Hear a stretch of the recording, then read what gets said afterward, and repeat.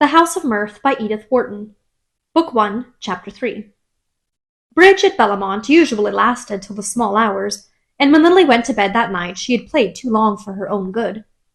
Feeling no desire for the self-communion which awaited her in her room, she lingered on the broad stairway, looking down into the hall below where the last card-players were grouped about the tray of tall glasses and silver-collared decanters which the butler had just placed on a low table near the fire.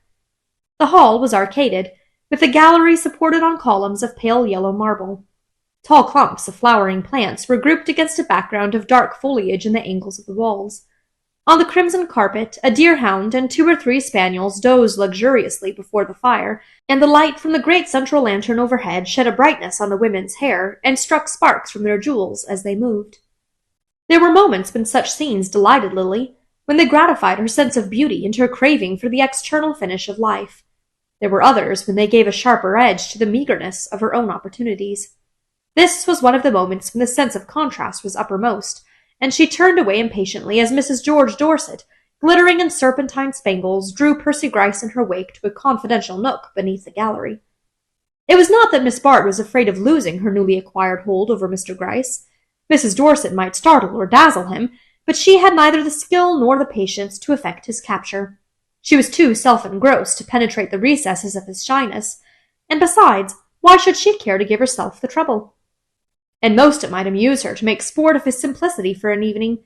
After that, he would be merely a burden to her, and knowing this, she was far too experienced to encourage him.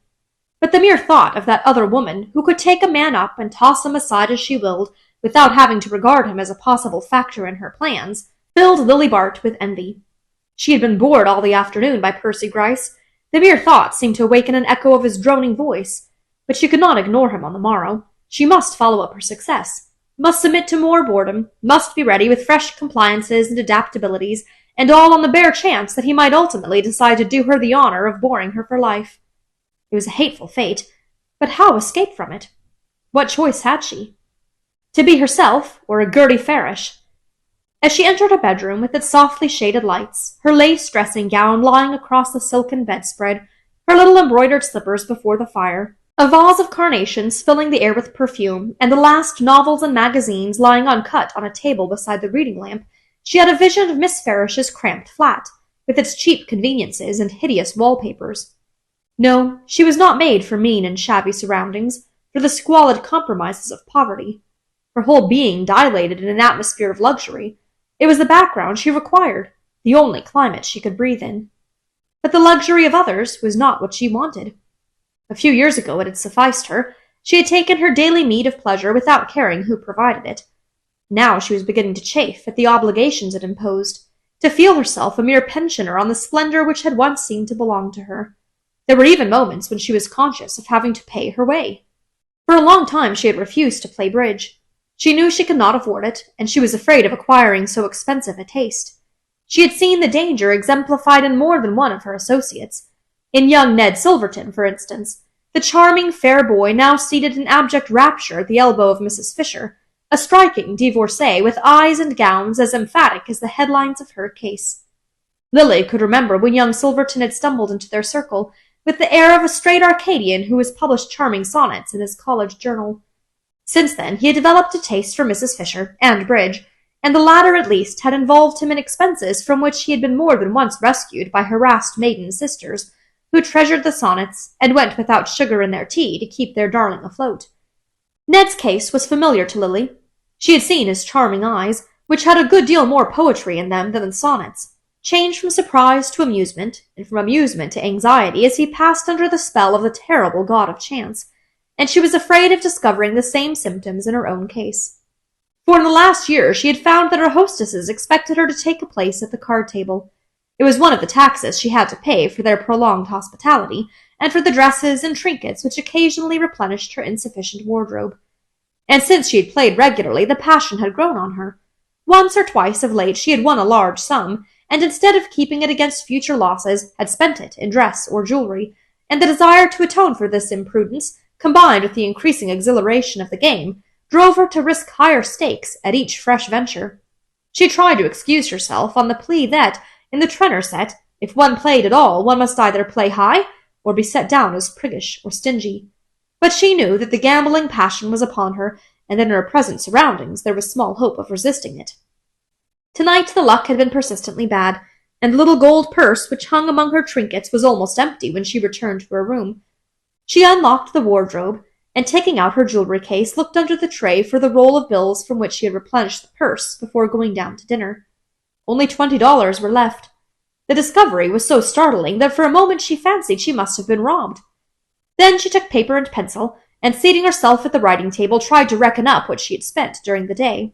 Her head was throbbing with fatigue, and she had to go over the figures again and again, but at last it became clear to her that she had lost $300 at cards. She took out her checkbook to see if her balance was larger than she remembered, but found she had erred in the other direction. Then she returned to her calculations, but figure as she would, she could not conjure back the vanished $300. It was the sum she had set aside to pacify her dressmaker, unless she should decide to use it as a sop to the jeweler. At any rate, she had so many uses for it that its very insufficiency had caused her to play high in the hope of doubling it. But of course she had lost.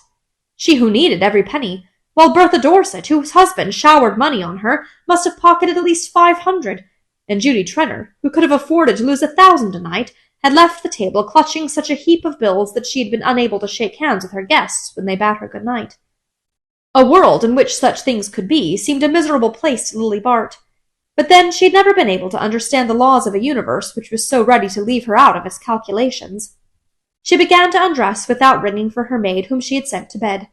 She had been long enough in bondage to other people's pleasure to be considerate of those who depended on hers, and in her bitter moods it sometimes struck her that she and her maid were in the same position, except the latter received her wages more regularly. As she sat before the mirror brushing her hair, her face looked hollow and pale, and she was frightened by 2 little lines near her mouth, faint flaws in the smooth curve of the cheek. "Oh, I must stop worrying," she exclaimed.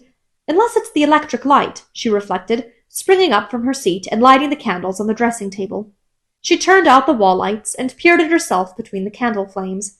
The white oval of her face swam out waveringly from a background of shadows, the uncertain light blurring it like a haze, but the 2 lines about the mouth remained. Lily rose and undressed in haste. "It is only because I am tired, and have such odious things to think about," she kept repeating, and it seemed an added injustice that petty cares should leave a trace on the beauty which was her only defence against them. But the odious things were there, and remained with her. She returned wearily to the thought of Percy Gryce, as a wayfarer picks up a heavy load and toils on after a brief rest. She was almost sure she had landed him. A few days' work and she would win her reward. But the reward itself seemed unpalatable just then. She could get no zest from the thought of victory. It would be a rest from weary, no more. And how little that would have seemed to her a few years earlier. Her ambitions had shrunk gradually in the desiccating air of failure. But why had she failed? Was it her own fault, or that of destiny? She remembered how her mother, after they had lost their money, used to say to her with a kind of fierce vindictiveness, "But you'll get it all back. You'll get it all back with your face." The remembrance roused a whole train of association, and she lay in the darkness reconstructing the past out of which her present had grown. A house in which no one ever dined at home unless there was company, a doorbell perpetually ringing, a hall table showered with square envelopes which were opened in haste, and oblong envelopes which were allowed to gather dust in the depths of a bronze jar, a series of French and English maids giving warning amid a chaos of hurriedly ransacked wardrobes and dress closets, an equally changing dynasty of nurses and footmen, quarrels in the pantry, the kitchen, and the drawing-room, precipitate trips to Europe, and returns with gorged trunks and days of interminable unpacking, semi-annual discussions as to where the summer should be spent, grey interludes of economy and brilliant reactions of expense. Such was the setting of Lily Bart's first memories. Ruling the turbulent element called home was the vigorous and determined figure of a mother still young enough to dance her ball dresses to rags, while the hazy outline of a neutral-tinted father filled an intermediate space between the butler and the man who came to wind the clocks. Even to the eyes of infancy, Mrs. Hudson Bart had appeared young, but Lily could not recall the time when her father had not been bald and slightly stooping, with streaks of grey in his hair and a tired walk. It was a shock to her to learn afterward that he was but 2 years older than her mother. Lily seldom saw her father by daylight. All day he was downtown, and in winter it was long after nightfall when she heard his fagged step on the stairs and his hand on the schoolroom door. He would kiss her in silence, and ask 1 or 2 questions of the nurse or the governess.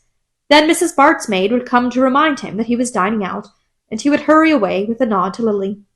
In summer, when he joined them for a Sunday at Newport or Southampton, he was even more effaced and silent than in winter. It seemed to tire him to rest, and he would sit for hours staring at the sea line from a quiet corner of the veranda, while the clatter of his wife's existence went on unheeded a few feet off. Generally, however, Mrs. Bart and Lily went to Europe for the summer, and before the steamer was halfway over, Mr. Bart had dipped below the horizon. Sometimes his daughter heard him denounced for having neglected to forward Mrs. Bart's remittances, but for the most part he was never mentioned or thought of till his patient, stooping figure presented itself on the New York dock as a buffer between the magnitude of his wife's luggage and the restrictions of the American custom-house. In this desultory yet agitated fashion, life went on through Lily's teens. A zigzag broken course down which the family craft glided on a rapid current of amusement, tugged at by the underflow of a perpetual need, the need of more money. Lily could not recall the time where there had been money enough, and in some vague way her father seemed always to blame for the deficiency. It could certainly not be the fault of Mrs. Bart, who was spoken of by her friends as a wonderful manager. Mrs. Bart was famous for the unlimited effect she produced on limited means, and to the lady and her acquaintances there was something heroic in living as though one were much richer than one's bank-book denoted. Lily was naturally proud of her mother's aptitude in this line. She had been brought up in the faith that, whatever it cost, one must have a good cook, and be what Mrs. Bart called decently dressed. Mrs. Bart's worst reproach to her husband was to ask him if he expected her to live like a pig, and his replying in the negative was always regarded as a justification for cabling to Paris for an extra dress or two, and telephoning to the jeweller that he might, after all, send home the turquoise bracelet which Mrs. Bart had looked at that morning. Lily knew people who lived like pigs, and their appearance and surroundings justified her mother's repugnance to that form of existence. They were mostly cousins who inhabited dingy houses with engravings from Cole's Voyage of Life on the drawing-room walls, and slatternly parlour-maids who said, "I'll go and see," to visitors calling at an hour when all right-minded persons are conventionally, if not actually, out. The disgusting part of it was that many of these cousins were rich, so that Lily imbibed the idea that if people lived like pigs, it was from choice, and through the lack of any proper standard of conduct. This gave her a sense of reflected superiority, and she did not need Mrs. Bart's comments on the family frumps and misers to foster her naturally lively taste for splendor. Lily was 19 when circumstances caused her to revise her view of the universe. The previous year she had made a dazzling debut, fringed by a heavy thundercloud of bills. The light of the debut still lingered on the horizon, but the cloud had thickened, and suddenly it broke. The suddenness added to the horror, and there were still times when Lily relived with painful vividness every detail of the day on which the blow fell. She and her mother had been seated at the luncheon table over the chaud-froid and cold salmon of the previous night's dinner. It was one of Mrs. Bart's few economies to consume in private the expensive remnants of her hospitality. Lily was feeling the pleasant languor which is youth's penalty for dancing till dawn, but her mother, in spite of a few lines about the mouth, and under the yellow waves on her temples, was as alert, determined, and high in colour as if she had risen from an untroubled sleep. In the centre of the table, between the melting marron glacé and candied cherries, a pyramid of American beauties lifted their vigorous stems. They held their heads as high as Mrs. Bart, but their rose colour had turned to a dissipated purple, and Lily's sense of fitness was disturbed by their reappearance on the luncheon table. "I really think, Mother," she said reproachfully, "we might afford a few fresh flowers for luncheon. Just some jonquils or lilies of the valley." Mrs. Bart stared. Her own fastidiousness had its eye fixed on the world, and she did not care how the luncheon table looked when there was no one present at it but the family. But she smiled at her daughter's innocence. "Lilies of the valley," she said calmly, "cost $2 a dozen at this season." Lily was not impressed. She knew very little of the value of money. "It would not take more than 6 dozen to fill that bowl," she argued.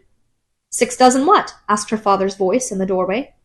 The two women looked up in surprise. Though it was a Saturday, the sight of Mr. Bart at luncheon was an unwanted one. But neither his wife nor his daughter was sufficiently interested to ask an explanation. Mr. Bart dropped into a chair and sat gazing absently at the fragment of jellied salmon which the butler had placed before him. "I was only saying," Lily began, "that I hate to see faded flowers at luncheon. And Mother says a bunch of lilies of the valley would not cost more than $12. Mayn't I tell the florist to send a few every day?" She leaned confidently toward her father. He seldom refused her anything, and Mrs. Bart had taught her to plead with him when her own entreaties failed. Mr. Bart sat motionless, his gaze still fixed on the salmon, and his lower jaw dropped. He looked even paler than usual, and his thin hair lay in untidy streaks on his forehead. Suddenly he looked at his daughter and laughed. The laugh was so strange that Lily colored under it. She disliked being ridiculed, and her father seemed to see something ridiculous in the request. Perhaps he thought it foolish that she should trouble him about such a trifle. $12? $12 a day for flowers? Oh, certainly, my dear. Give him an order for 1,200. He continued to laugh. Mrs. Bart gave him a quick glance. You needn't wait, Polwarth. I will ring for you, she said to the butler. The butler withdrew with an air of silent disapproval, leaving the remains of the chauffois on the sideboard. What is the matter, Hudson? Are you ill? Said Mrs. Bart severely. She had no tolerance for scenes which were not of her own making, and it was odious to her that her husband should make a show of himself before the servants. Are you ill? She repeated. Ill? No, I'm ruined, he said. Lily made a frightened sound, and Mrs. Bart rose to her feet. Ruined? She cried. But controlling herself instantly, she turned a calm face to Lily. Shut the pantry door, she said. Lily obeyed, and when she turned back into the room, her father was sitting with both elbows on the table, the plate of salmon between them, and his head bowed on his hands. Mrs. Bart stood over him with the white face which made her hair unnaturally yellow. She looked at Lily as the latter approached. Her look was terrible, but her voice was modulated to a ghastly cheerfulness. Your father is not well. He doesn't know what he is saying. It is nothing. But you had better go upstairs, and don't talk to the servants, she added. Lily obeyed. She always obeyed when her mother spoke in that voice. She had not been deceived by Mrs. Bart's words. She knew at once that they were ruined. In the dark hours which followed, that awful fact overshadowed even her father's slow and deficient dying. To his wife he no longer counted. He had become extinct when he ceased to fulfill his purpose, and she sat at his side with the provisional air of a traveller who waits for a belated train to start. Lily's feelings were softer. She pitied him in a frightened and effectual way. But the fact that he was for the most part unconscious, and that his attention, when she stole into the room, drifted away from her after a moment, made him even more of a stranger than in the nursery days when he had never come home till after dark. She seemed always to have seen him through a blur, first of sleepiness, then of distance and indifference, and now the fog had thickened till he was almost indistinguishable. If she could have performed any little services for him, or have exchanged with him a few of those affecting words which an extensive perusal of fiction had led her to connect with such occasions, the filial instinct might have stirred in her. But her pity, finding no active expression, remained in a state of spectatorship, overshadowed by her mother's grim, unflagging resentment. Every look and act of Mrs. Bart seemed to say, You are sorry for him now, but you will feel differently when you see what he has done to us. It was a relief to Lily when her father died. Then a long winter set in. There was a little money left, but to Mrs. Bart it seemed worse than nothing, the mere mockery of what she was entitled to. What was the use of living if one had to live like a pig? She sank into a kind of furious apathy, a state of inert anger against fate. Her faculty for managing deserted her, or she no longer took sufficient pride in it to exert it. It was well enough to manage when by so doing one could keep one's own carriage, but when one's best contrivance did not conceal the fact that one had to go on foot, the effort was no longer worth making. Lily and her mother wandered from place to place, now paying long visits to relations whose housekeeping Mrs. Bart criticized, and who deplored the fact that she let Lily breakfast in bed when the girl had no prospects before her, and now vegetating in cheap continental refuges, where Mrs. Bart held herself fiercely aloof from the frugal tea-tables of her companions in misfortune. She was especially careful to avoid her old friends and the scenes of her former successes. To be poor seemed to her such a confession of failure that it amounted to disgrace, and she detected a note of condescension in the friendliest advances. Only one thought consoled her, and that was the contemplation of Lily's beauty. She studied it with a kind of passion, as though it were some weapon she had slowly fashioned for her vengeance. It was the last asset in their fortunes, the nucleus around which their life was to be rebuilt.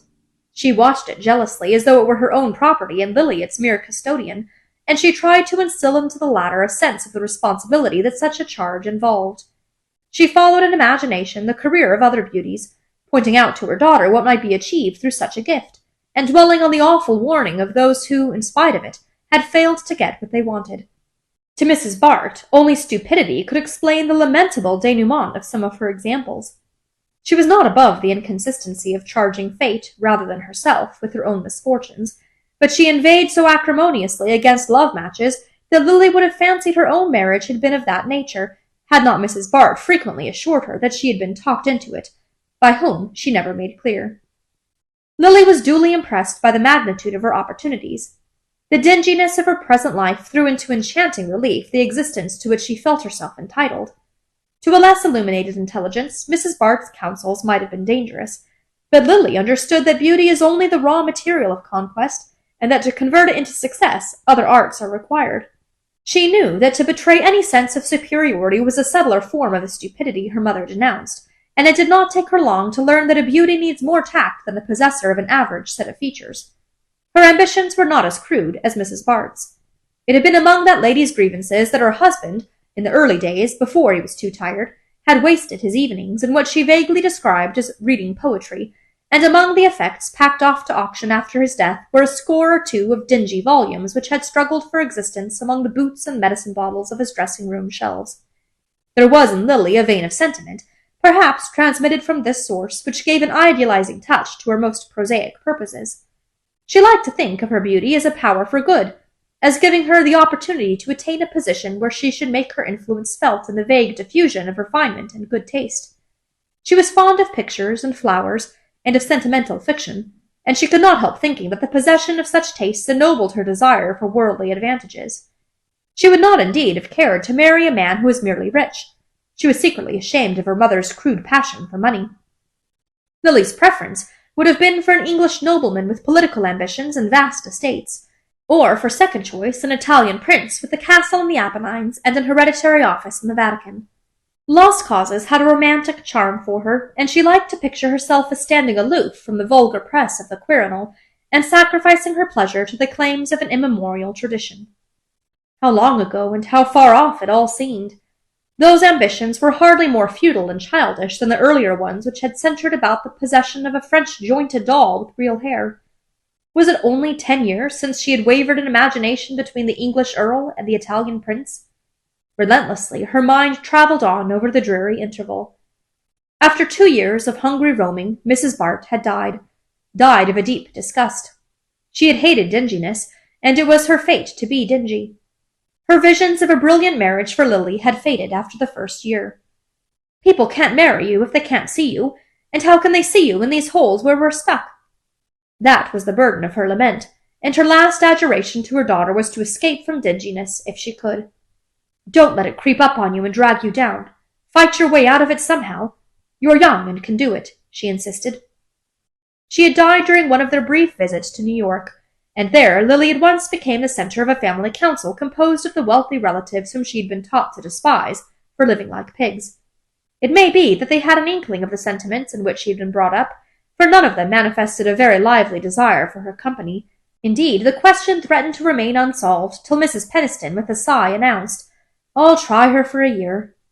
Everyone was surprised, but one and all concealed their surprise lest Mrs. Peniston should be alarmed by it into reconsidering her decision. Mrs. Peniston was Mr. Bart's widowed sister, and if she was by no means the richest of the family group, its other members nevertheless abounded in reasons why she was clearly destined by Providence to assume the charge of Lily. In the first place, she was alone, and it would be charming for her to have a young companion. Then she sometimes travelled, and Lily's familiarity with foreign customs, deplored as a misfortune by her more conservative relatives, would at least enable her to act as a kind of courier. But as a matter of fact, Mrs. Peniston had not been affected by these considerations. She had taken the girl simply because no one else would have her, and because she had the kind of moral mauvaise honte which makes the public display of selfishness difficult, though it does not interfere with its private indulgence. It would have been impossible for Mrs. Peniston to be heroic on a desert island, but with the eyes of her little world upon her, she took a certain pleasure in her act. She reaped the reward to which disinterestedness is entitled, and found an agreeable companion in her niece. She had expected to find Lily headstrong, critical, and foreign, for even Mrs. Peniston, though she occasionally went abroad, had the family dread of foreignness. But the girl showed a pliancy which, to a more penetrating mind than her aunt's, might have been less reassuring than the open selfishness of youth. Misfortune had made Lily supple instead of hardening her, and a pliable substance is less easy to break than a stiff one. Mrs. Peniston, however, did not suffer from her niece's adaptability. Lily had no intention of taking advantage of her aunt's good nature. She was, in truth, grateful for the refuge offered her. Mrs. Peniston's opulent interior was at least not externally dingy. But dinginess is a quality which assumes all manner of disguises, and Lily soon found that it was as latent in the expensive routine of her aunt's life as in the makeshift existence of a continental pension. Mrs. Peniston was one of the episodical persons who formed the padding of life. It was impossible to believe that she had herself ever been a focus of activities. The most vivid thing about her was the fact that her grandmother had been a Van Alstyne. This connection with the well-fed and industrious stock of early New York revealed itself in the glacial neatness of Mrs. Peniston's drawing-room and in the excellence of her cuisine. She belonged to the class of old New Yorkers who have always lived well, dressed expensively, and done little else, and to those inherited obligations Mrs. Peniston faithfully conformed. She had always been a looker-on at life, and her mind resembled one of those little mirrors which her Dutch ancestors were accustomed to affix to their upper windows, so that from the depths of an impenetrable domesticity they might see what was happening in the street.